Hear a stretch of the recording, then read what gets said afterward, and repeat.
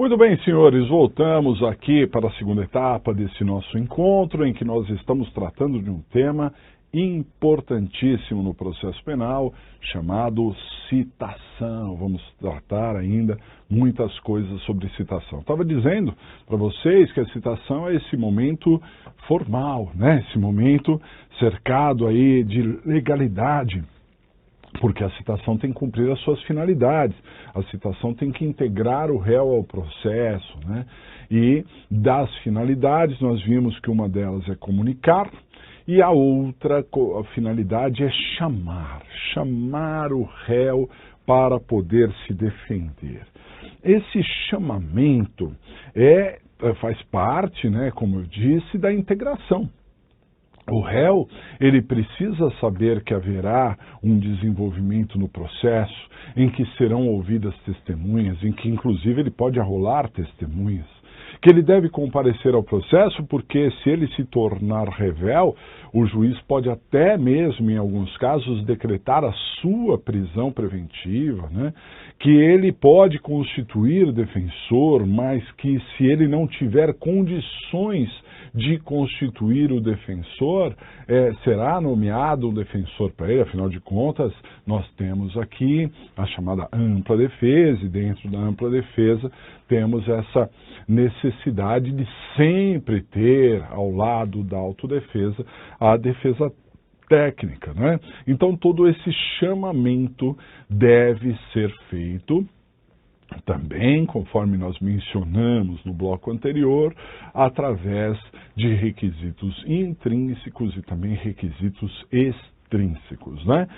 Nós não detalhamos esses requisitos intrínsecos e extrínsecos que estão previstos no Código de Processo Penal, mas fica aqui a indicação de que se você estiver fazendo um concurso público que esteja relacionado à função jurisdicional, né? Ali o juiz, um escrevente, um oficial de justiça, né?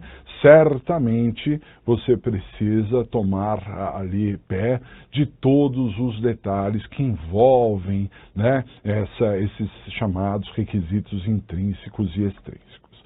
Essas formalidades que eu acabei de mencionar, essa dupla finalidade da citação, ela é extremamente rigorosa a citação. Sempre tem que seguir a legalidade. Lembro, né, de um caso em que atuei no Tribunal do Júri.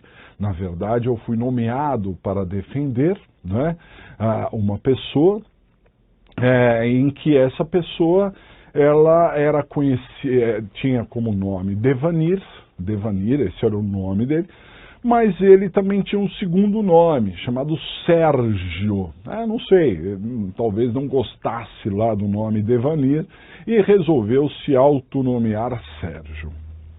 Muito bem, eu fui nomeado já para o plenário, né, já para a segunda fase, fizemos lá o plenário, o réu foi condenado e aí nós fomos para a apelação, né, buscando um novo julgamento. E aí, analisando profundamente o processo, verificamos que a citação ela não tinha, na nossa ótica, cumprido as finalidades. Por quê? Olha só que interessante. O réu, no momento da citação, em que ele não foi encontrado, e depois citado por edital, né, ele foi, tentou-se a citação pessoal, mas ele não foi encontrado, então citou-se pessoalmente, por edital.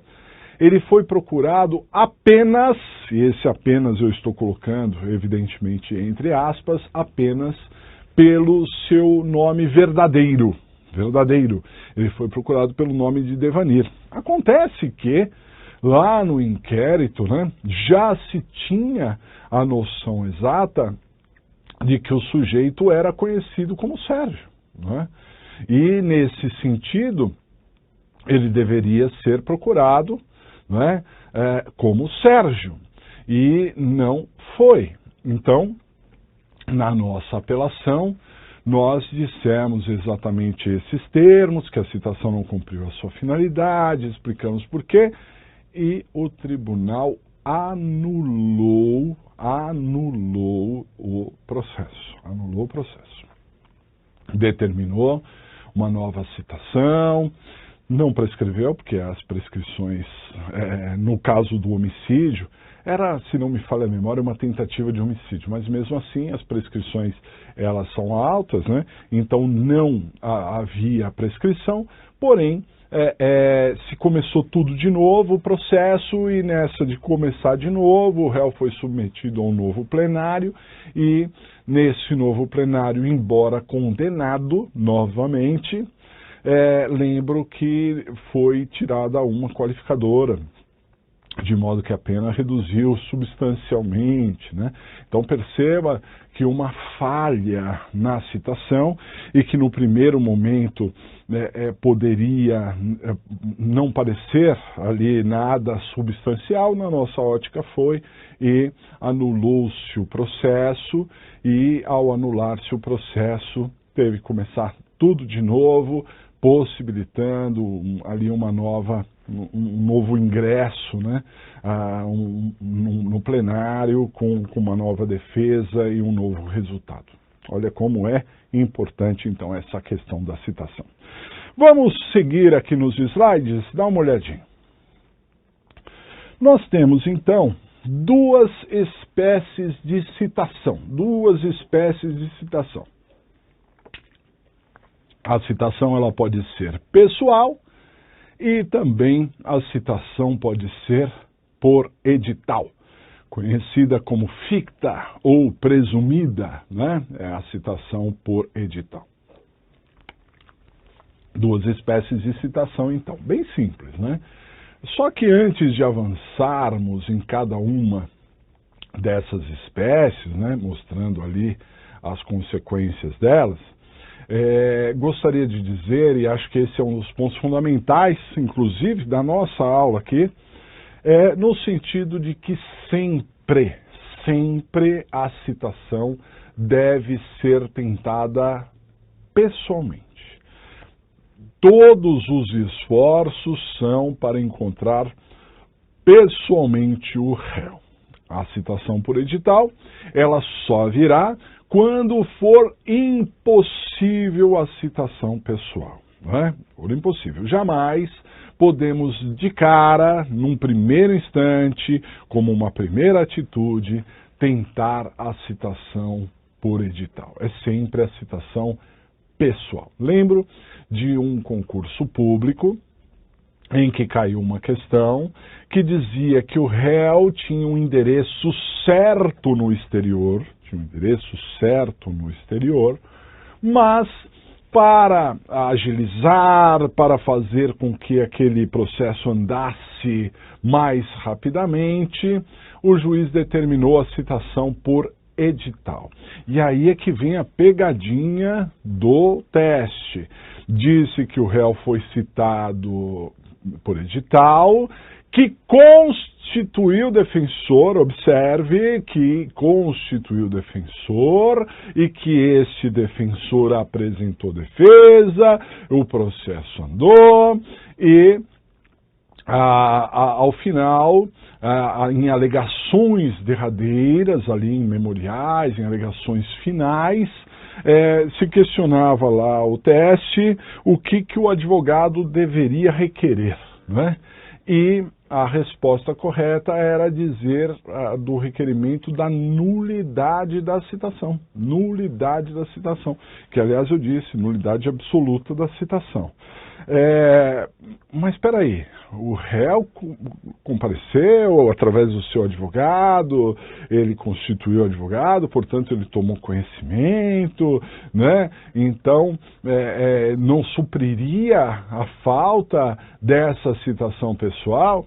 Não. Veja, uma coisa é o réu constituir o seu defensor, né? Então uma parte da ampla defesa está sendo cumprida, porque afinal de contas ele está constituindo o defensor, logo, né, tecnicamente ele está sendo assistido por um profissional que ele confia. Mas e a questão pessoal? Ele está ali ciente exatamente de tudo que está se passando no processo? Será que se ele procurado por um oficial de justiça, que vai lhe explicar, que vai lhe entregar uma contrafé, que vai passar ali por todos os detalhes, será que nesse momento ele não ficaria mais completa a citação, né? Ali não cumpriria mais adequadamente as suas finalidades? Bom, na verdade isso acaba sendo uma incógnita, né? Não sabemos exatamente se isso ocorreria ou não, mas fato é que foi atropelado o procedimento, né? Porque tem que ser tentada a citação pessoal. E se não der a citação pessoal, aí é que se vai por edital. Guardem essa regra porque ela é fundamental, né? Inclusive, muitas vezes, ali na vida prática, nós temos dados no inquérito policial, porque muitas vezes a ação penal, para não dizer a maioria, é calcada no inquérito policial. Então, muitas vezes temos ali no inquérito policial alguns indicativos estranhos, né? Ali de endereço do réu, alguns endereços que, prima facie, você olhando para aquilo, você já sabe que é um endereço falso, por exemplo. Imagine que o processo está ocorrendo em São Paulo, capital, e no inquérito se diga que o réu mora no viaduto do Chá sem número. Para quem não é de São Paulo, o viaduto do Chá é um viaduto que atravessa o Vale do Anhangabaú, inclusive muito próximo do Legale, diga-se de passagem, né? E que é um viaduto muito conhecido, né? Ali um cartão postal da cidade, mas num primeiro momento ninguém mora no viaduto, né? Se você atravessar o viaduto ali, você sabe que ninguém mora, não tem casa ali, não tem nenhum comércio, não tem nenhum apartamento ali no viaduto do Chá. Mas aí eu pergunto para vocês, e se o sujeito for um morador de rua, não é? E que ele é encontrado constantemente no viaduto do Chá ou nos baixos do viaduto do Chá, né? Então, na dúvida se esse sujeito é morador ali ou não, mesmo que o conhecimento popular saiba que não tem nenhuma casa ali, cabe ao oficial de justiça ir até o local, atravessar todo o viaduto, conversar com comerciantes ao redor ali do viaduto, né? Num extremo, no outro, olha, você conhece fulano de tal que é conhecido como tal. Lembra do caso que eu falei do Devanir e do Sérgio? Ele tem 2 nomes, ele tem um apelido, né? Não importa, tem que procurar o sujeito. Os apelidos são muito importantes, né? Porque muitas pessoas são conhecidas pelo seu apelido. Ah, eu estou procurando aqui o José da Silva. Ah, José da Silva, não sei quem é José da Silva. Ah, o Alemão, ele tem aqui o apelido de Alemão. O Alemão mora ali, né? O Alemão é um morador de rua, ele fica ali e tal, etc. Então a pessoa tem que ser procurada com eficiência em todos os endereços.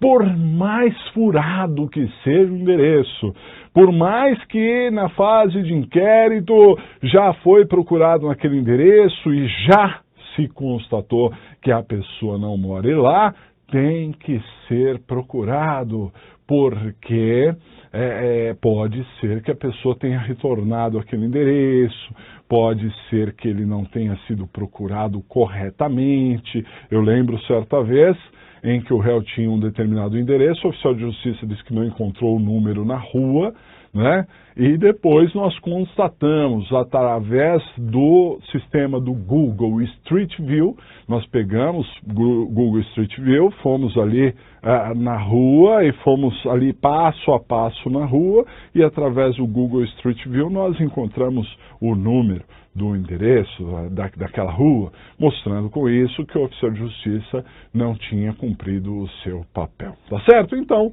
antes, 2 citações, citação pessoal e a citação por edital, mas antes de chegar à citação por edital, sempre se passa pela citação pessoal primeiro. Tá certo? Vamos fazer o seguinte, segundo intervalo, e a gente já retorna para especificar cada uma dessas citações.